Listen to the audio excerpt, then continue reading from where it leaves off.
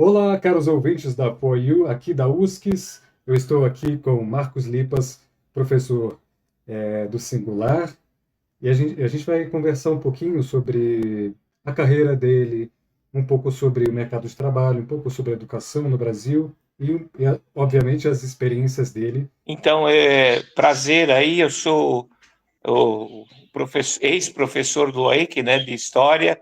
Meu nome é Marcos Lipas, sou professor de História há 40 anos, dei aula em escola pública, particular, e estou no jogo ainda, estou lecionando, né? Prazer falar com todos aí. E qual que você acha que é o maior desafio em sala de aula hoje em dia? O maior desafio, eu acho que é atingir o aluno de forma significativa, né? É o que dizem, a informação e conhecimento não é a mesma coisa, né? Informação, quando eu comecei a dar aula, a informação você tinha numa enciclopédia, numa biblioteca. Então, a informação eles têm de todo lugar, e assim, de fontes que são fontes boas e fontes que são nada boas, né? Como tornar essa informação, conhecimento significativo numa época em que o, os jovens têm dificuldade em assimilar tudo que é muito aprofundado, mais complexo, menos emocional, está cada vez mais difícil. Me assusta, né, nos últimos tempos, que quando a gente explicava sobre estados totalitários como o fascismo vai muito no lado emocional e muito do lado da quase violência ou da violência, e isso impacta a pessoa. E a gente percebe que nessa nova vida aí da rede social, esse tipo de informação é que mais fica nos jovens. E isso para mim que sou professor de história, acho que é um desafio, né? E como é que você faz nas suas aulas para tornar esse ensino mais atrativo?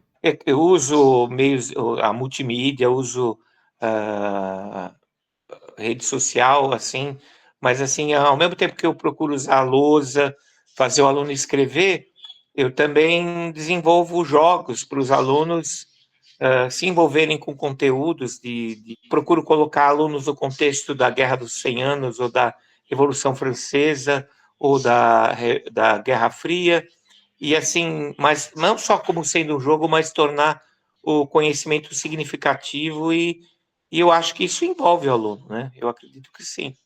Mas assim, é difícil a competição com toda a outra mídia, jogos de videogame, ler livros, que é um objetivo da gente, né?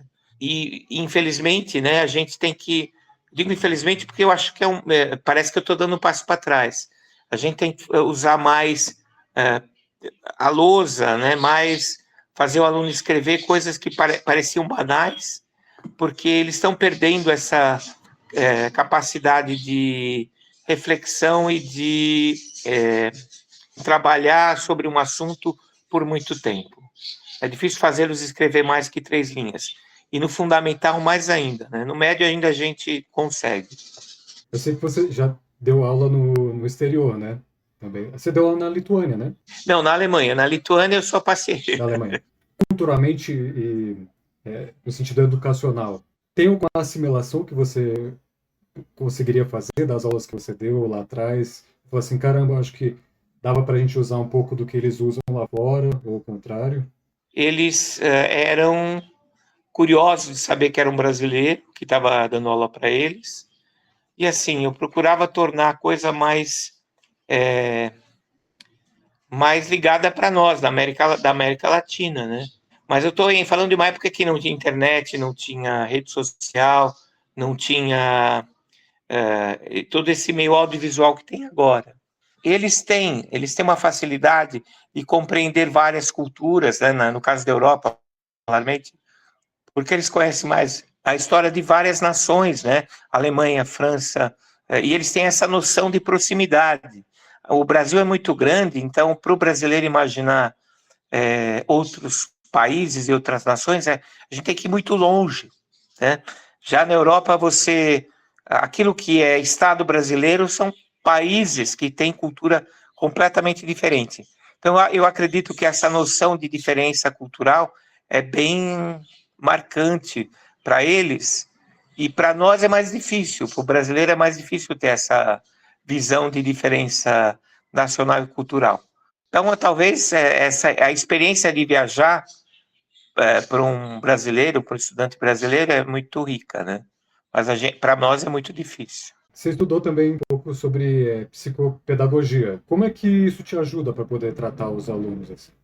Eu já tinha um respeito, mas meu respeito pela educação inicial, a educação dos anos iniciais do Fundamental 1, que você ensina o letramento, ensina a caligrafia. Bom, além que a minha caligrafia é péssima, como você acha que lembra, né? Então, mas assim, eu trabalhei acompanhei alunos que tinham dificuldade de aprendizagem, e assim, tem detalhes que no médio a gente meio que desliga, né? E no final do fundamental também, e que quando você faz um curso como esse, você compreende que cada aluno é, como eu falei, um universo, uma pessoa que merece atenção de forma personalista. Infelizmente, é muito difícil você fazer isso numa turma com 30 ou 40 alunos, né? Com tantos... E quantas deficiências, que cada vez tem mais deficiência, né? Se a gente tinha, quando você foi aluno, 3 ou 4 alunos com algum tipo de dificuldade de cognição, depois você tem, sei lá, 10, 15 alunos em cada sala.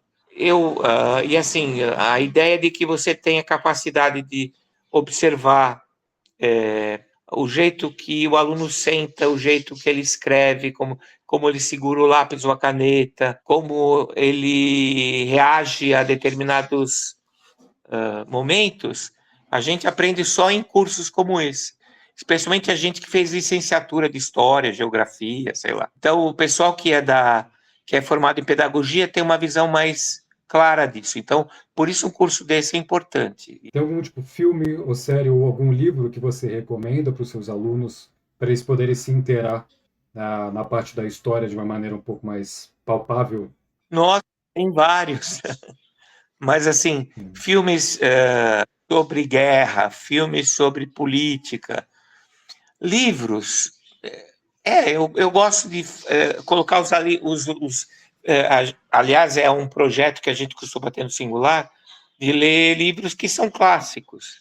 Por exemplo, Frankenstein, da Mary Shelley, né? É um livro que fala sobre...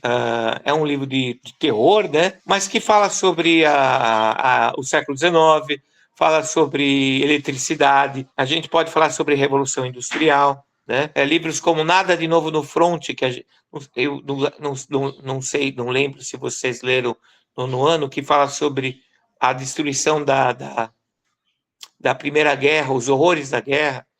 Importante mostrar para eles que guerra não é videogame, guerra não é brincadeira, né? Na guerra, uma nação inteira sofre. Então, filmes e livros como esse eu procuro incentivá-los a ler. A última para fechar, como você avalia a importância da história, né, para o desenvolvimento dos alunos e da sociedade como um todo? A história é usada para justificar poder, justificar dominação de classe.